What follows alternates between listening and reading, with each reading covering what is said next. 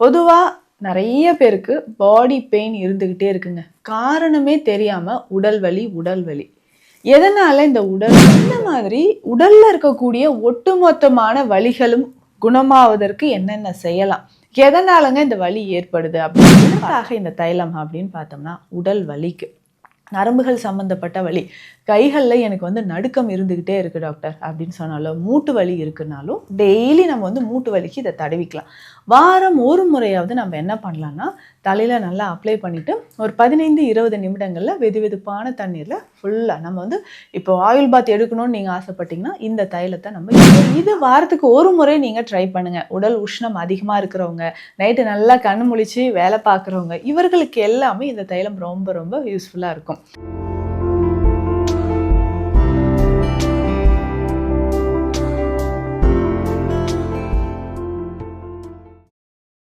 வரம் நேயர்களுக்கு வணக்கம். நான் டாக்டர் நித்யா, சித்தா ஃபிசிஷியன். பொதுவாக நிறைய பேருக்கு பாடி பெயின் இருந்துக்கிட்டே இருக்குங்க. காரணமே தெரியாமல் உடல் வலி. எதனால் இந்த உடல் வலி வருது? ஒரு சிலர் நம்ம சொல்லுவோம், எனக்கு ஜாயிண்ட் பெயின் சிவியராக இருக்குது மேம், மூட்டுக்களில் வலி இருக்குது, தசைகள் வலி, தசை பிடிப்பு அதிகமாக இருக்குது, தசைகளோட வலி எனக்கு அதிகமாக இருக்குது, மசில் கிராம்ப்ஸ் தெரியுது, இப்படியெல்லாம் நம்ம சொல்கிறோம் இல்லைங்களா? இந்த மாதிரி உடல்ல இருக்கக்கூடிய ஒட்டுமொத்தமான வலிகளும் குணமாவதற்கு என்னென்ன செய்யலாம், எதனாலங்க இந்த வலி ஏற்படுது அப்படின்றதும் பார்க்கலாம். நம்ம clinic Deekshalayam Siddha health care, Adambakkam, Chennai. இப்போ வலி ஏற்படுறதுக்கான காரணங்கள் நிறையவே இருக்குங்க. நியூரலஜிக்கல் டிஸார்டராக இருக்கலாம், நம்ம உடலில் விட்டமின்ஸ் டிஃபிஷியன்சி இருக்கிறதுனாலையும் இருக்கலாம், ஸ்ட்ரெஸ்ஸோ இல்லை டிப்ரெஷன் இருந்தாலோ, அதிகமான வேலை பலு அப்படின்னு சொல்கிறோம் இல்லைங்களா? ஸோ அந்த மாதிரி எக்ஸஸாக நம்ம ஒர்க் பண்ணிகிட்ருக்கோன்னு வச்சுக்கோங்களேன். அந்த டைம்லேயும் நமக்கு அதிகமான மசில்ஸ் தசைகளில் ஒரு அழற்சி, இன்ஃப்ளமேஷன் ஏற்பட்டு வலியானது ஏற்படலாம். மூட்டுக்கள்லேயும் வலி இருக்கலாம். முக்கியமாக பார்த்தோம்னா வயோதிகம், ஸோ வயதானவர்களுக்கும் நிறைய பேருக்கு மூட்டுக்களில் வலி இருக்குது. இதை தாண்டி நம்ம எடுக்கக்கூடிய உணவு, ஸோ சாப்பிடக்கூடிய உணவில் சரியான அளவுக்கு ஒரு நியூட்ரிஷன் இல்லாமல் இருக்குது, இல்லை உப்பு சத்து அதிகமாக இருக்கக்கூடிய உணவுகள் எடுக்கிறோம், ப்ரிசர்வேட்டிவ்ஸ் இருக்கக்கூடிய உணவுகள் எடுக்கிறோம். இது எல்லாமே நம்மளுடைய மசில்ஸையும் நர்வ்ஸையும் அதுக்கப்புறம் நம்மளுடைய போன்ஸையும் டேமேஜ் பண்ணுது. ஸோ இந்த டேமேஜ்லேருந்து நமக்கு ப்ரிவெண்ட் பண்ணணும் அப்படின்னா சில உணவு முறைகள், மருந்து முறைகள் இருக்குது. ஜென்ரலாக எப்போவுமே சித்தர்கள் சொன்ன ஒரு வாழ்வியல் முறை பற்றி தான் இந்த பதிவில் பார்க்க போகிறோம். அதாவது எண்ணெய் குளியல்னு அப்படின்னு சொல்லுவாங்க. இந்த எண்ணெய் குளியலோட பெனிஃபிட் என்ன அப்படின்னு பார்த்தோம்னா, நம்ம இப்போ சொல்லிட்டு இருக்கோம் பார்த்தீங்களா, வலி, உடல் வலி, மூட்டு வலி, தசைகள் சம்மந்தப்பட்ட வலி, இது எல்லாமே சரியாகணும்னா எண்ணெய் குளியல் ரொம்ப முக்கியங்க. இதில் பெரும்பாலும் 3 தேகத்துக்கும் ஏற்ற மாதிரி எண்ணெய்கள் சித்தர்கள் சொல்லியிருக்காங்க. அதில் முக்கியமாக நமக்கு இந்த வாயு அப்படின்னு சொல்லக்கூடிய வாதம், ஸோ உடலில் வாயு சேர்ந்துருச்சுன்னெலாம் சொல்கிறோம் இல்லைங்களா? இந்த வாயு குணமாவதற்கான ஒரு தைல முறையை பற்றி இந்த பதிவில் நம்ம பார்க்கலாம். சரிங்க, இந்த தைல முறை அப்படின்னு சொல்கிறது நம்ம வீட்டிலே ரெடி பண்ணிக்கலாம். இதில் என்னென்ன மூலிகைகள் இருக்குது அப்படின்னு நான் சொல்கிறேன்.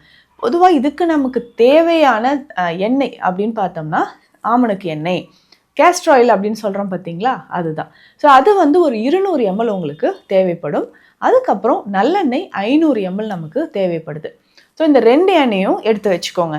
இதனோட என்னென்ன மூலிகைகள் நம்ம சேர்க்க போகிறோம் அப்படின்னு பார்த்தோம்னா, முதல்ல நமக்கு சுக்கு பொடி நமக்கு தேவைப்படுது. சுக்கு பொடி எவ்வளவு தேவைப்படும்னா ஒரு 50 கிராம் தேவை.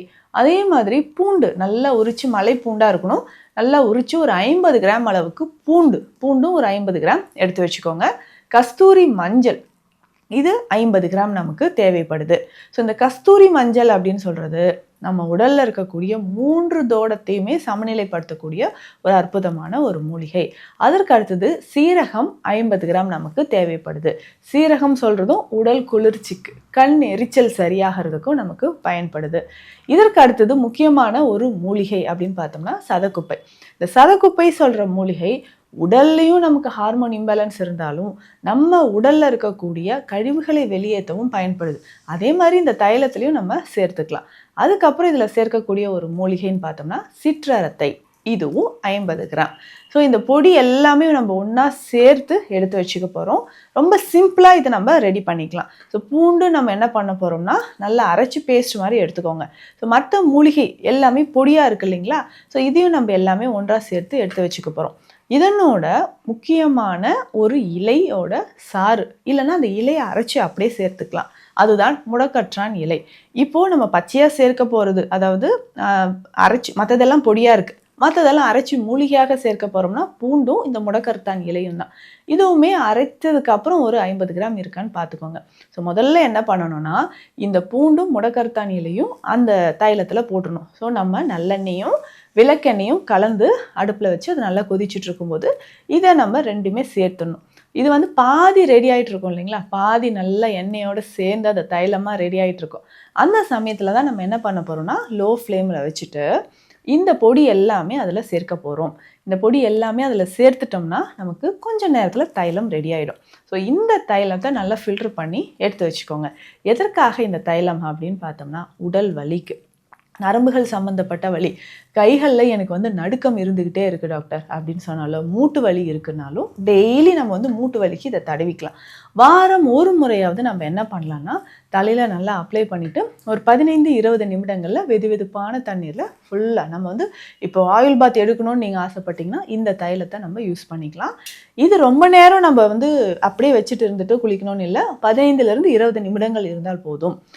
ஏன்னா இது உடல் உஷ்ணம் அதிகமாக இருக்கக்கூடிய நபர்களுக்கு குளிர்ச்சியை தரக்கூடியது.